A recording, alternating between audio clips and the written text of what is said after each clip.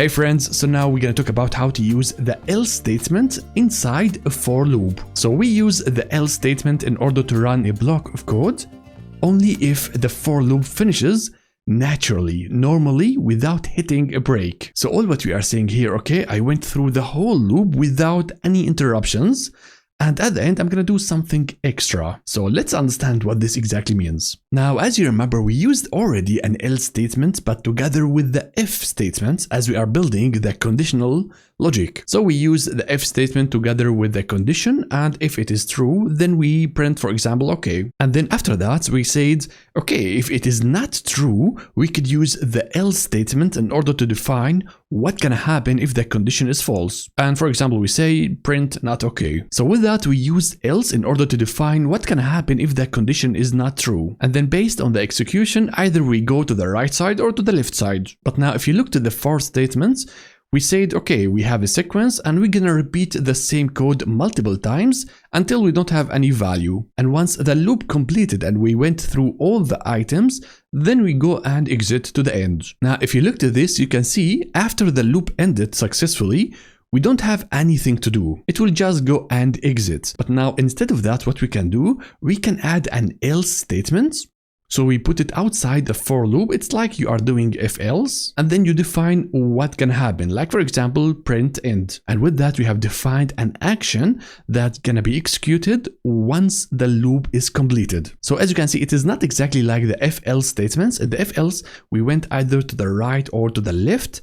With the for else, we're gonna do everything. We're gonna iterate through the whole loop, and as well at the end, we will be executing the else as we are exiting to the end. So now let's go deeper in order to understand how this exactly works. So again, we have this example where we have the 3 values. And now we add an else statement where we print an end. So this block of code gonna be executed if we reached the last item. So now if you go and execute it, the usual gonna happen. So Python gonna ask, okay, what is the next item? We will get 1, and then we're gonna go and print it. Then ask again to the next item, we will get 2, then print it again, and then to the last iteration, and then it's gonna go and ask again for the next item. We will get 3 and print it in the output. As you can see, so far we didn't execute yet the else statement because we are looping. Now gonna go back to the top and ask again, what is the next item? Iterator gonna say stop because we don't have anything left, and now the condition is true. That means Python gonna exit the loop, but before going to the end, we still have an else statement. So Python has to execute now the else, and we will get in the output an end. And after that, it can go to the end and stop everything. So as you can see, Python executed the else statement at the end after it went through the whole loop and iterated through all the values in the sequence. So this is exactly how the else statement works with the for loop. And by the way, my friends, if you are enjoying this type of free tutorials where I'm sketching the concepts behind the scenes and showing the codes, and you would like to see more like this, then support the channel by subscribing, liking, commenting. This really helps a lot. So now let's go back. Okay, so now let's have a very simple example. We're gonna go and create a classical for loop. So let's go and create a few items like numbers 1, 3, 4, and 7. And then a very simple loop. So for I in items. And in the output, we will print the I. So let's go and execute it. As you can see, we have printed all the values in our sequence. So nothing fancy so far, but now what we can do, we can go and add an else statement. So now let's go to a new line, and be careful, you have to place the else at the same level as the for, not inside the for loop. So we're gonna say over here else double points, and let's print something like loop is completed. Now let's go and execute it. Now as you can see, at the end of our iteration, we have this nice message saying loop is completed. So this is actually how you add an else statement to your loop.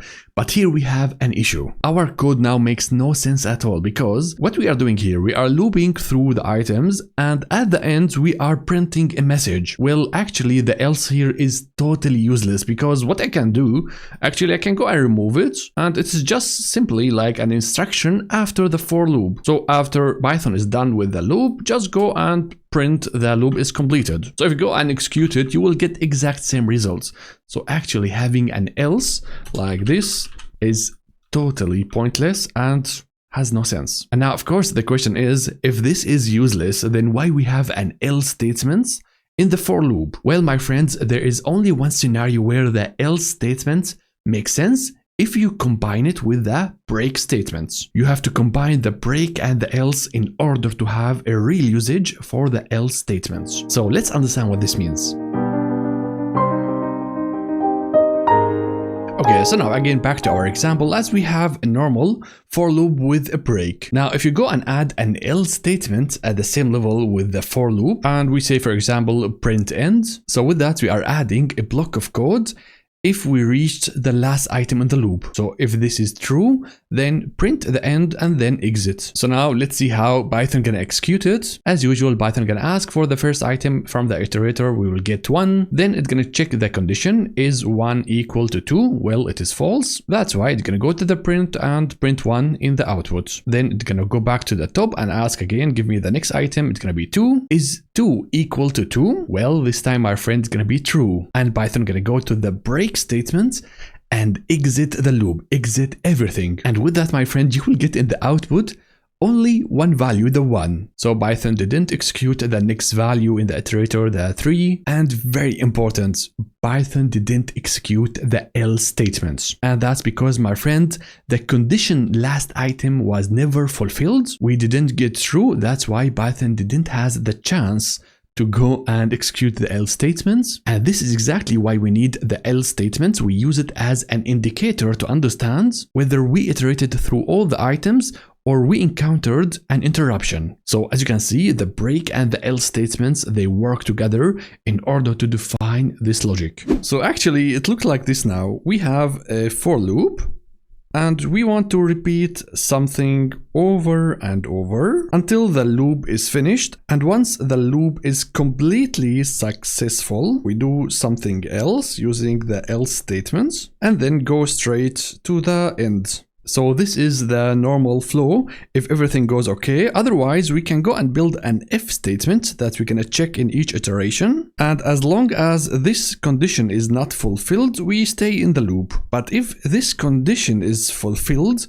then we make a break in order to exit the loop and then go straight to the end. So now as I am drawing this, the break statements really work hand in hand with the else statements, and they look like exactly the if else statements. So either the loop is completed and we execute the else statements, or the loop is actually broken and we are exiting using the break. So now really I understand now exactly why we are saying else, because either it's broken or else it is completed. And this is exactly, my friends, why I love doing visuals, because I understand then the logic, how things works. And this is exactly what I do usually. I draw the logic and then start coding the solution. So now back to our example where the else statement is totally useless. Now we're gonna make a usage of it. I would like to go now and build a check to understand whether in my list we have an even number. And if we don't have any even number, then we have to print in the output that all the numbers are odd. So we have to go and make a very simple if statements, and we're gonna say if the remainder when we divide the item by 2 is equal to 0, then actually we found an even number. So we're gonna go and print something like this. Instead of the I, we're gonna say even number found, and then we're gonna go and print this item. Now after that, we're gonna go and break the for loop. And if we didn't find any even numbers, that means all the numbers are odd. So we're gonna say all numbers are odd. So as you can see, it sounds like an if else statement. Now let's try this out and execute. You can see even number found, and we have the for. Let me just add here a double point. So what happens here is that Python did check the first number 1. Well, it is not fulfilling the condition and nothing happened. Same thing for 3. But for the 4, we have a true. That's why Python did execute this block of code. So it printed the message and then executed the break. That means everything stops. And in this scenario, Python will not execute the else statement. Again, the else statement is going to be executed if Python did manage to iterate through all the items completely without hitting the break. So that's why in the output you don't find this message over here. Now let's go and test something else where we're gonna have all numbers are odd like this, so we don't have an even number, and then execute. You can see in the output we get all numbers are odd. So that means Python did try all those numbers and none of them fulfilled this condition over here, so it didn't manage to execute the break. That's why the loop was completed and Python didn't execute the else statement. So now, as you can see, the else statement here is totally useful. We use it in order to understand that Python did iterate through all the items and Python didn't execute the break and we didn't have any interruptions. And as you can see, it only works if you combine it with the break statements. And now we come to the question that why do we need those stuff and when we're gonna use it in real projects? Well, the main use case is that we use it in order to search and validate our data. As we are getting new data, we have to search for bad data and report at the end whether everything is clean or whether we found some bad data and bad quality. So let me show you now some real use cases. Okay, so now let's have an example. Let's say that I have a list of names and I would like to check whether we have any missing values. So let's have a very simple list of names, like for example, Kamara, and then Tuba. And the third one is actually missing. We have a none. And then the last name gonna be Monica. Okay, so now I would like to go and check whether we have any missing values. For that, we have to go and iterate through the list. So we have to go and create a for loop, for name in names, double points. Now we're gonna go and build a condition in order to check whether the name is empty.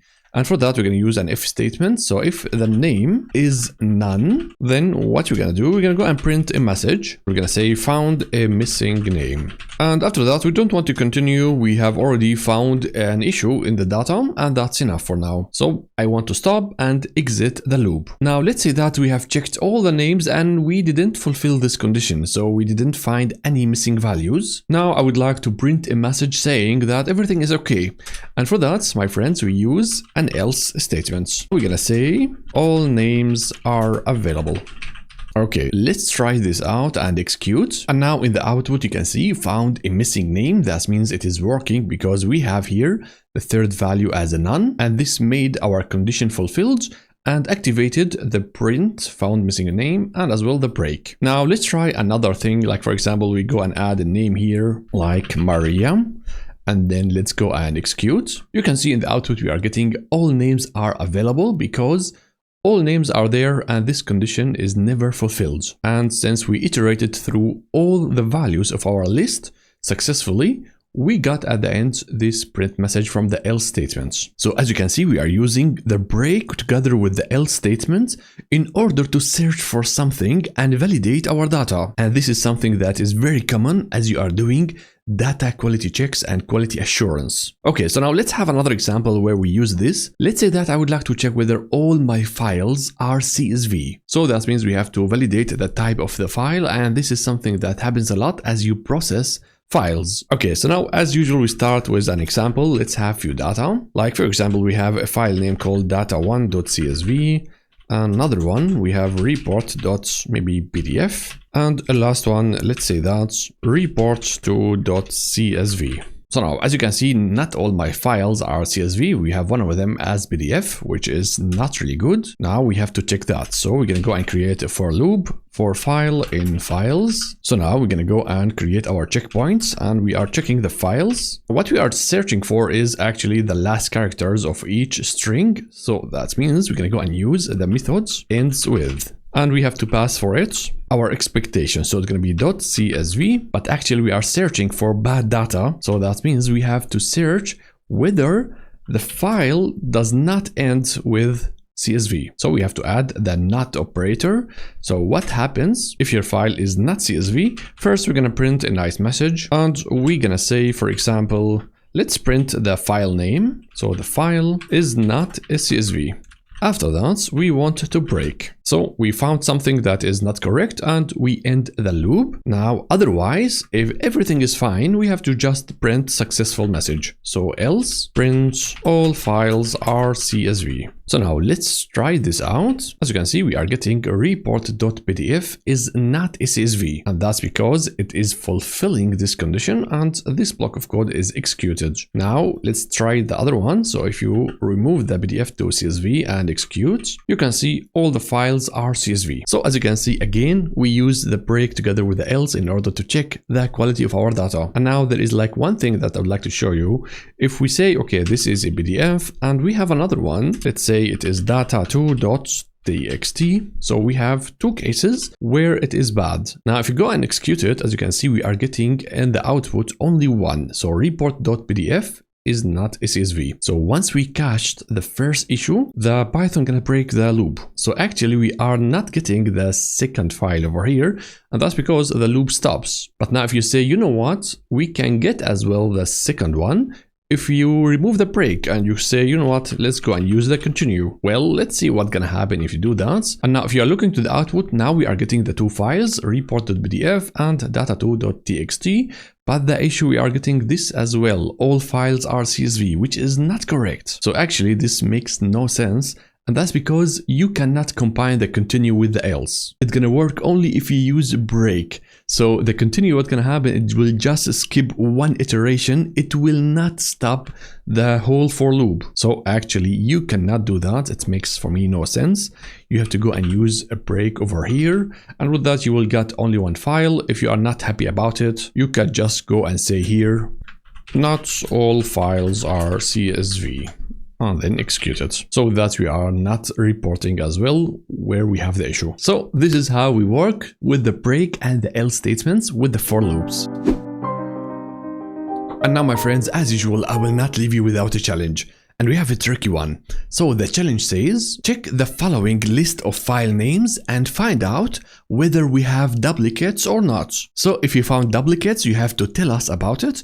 Otherwise, if everything is fine, just say all files are unique. Now, I'm really interested to see how you're gonna solve it. So let's go. Alright friends, so with that you have learned how to use the else statements inside the for loop. And now next we're going to talk about how to build a nested for loop. So it is like a loop inside the loop inside the loop. So this is going to be interesting. So if you liked this video and you would like to have more free content like this, then support the channel by subscribing, liking, commenting. This really can help the channel to grow and to reach others like you. So thank you so much for watching and I will see you in the next video.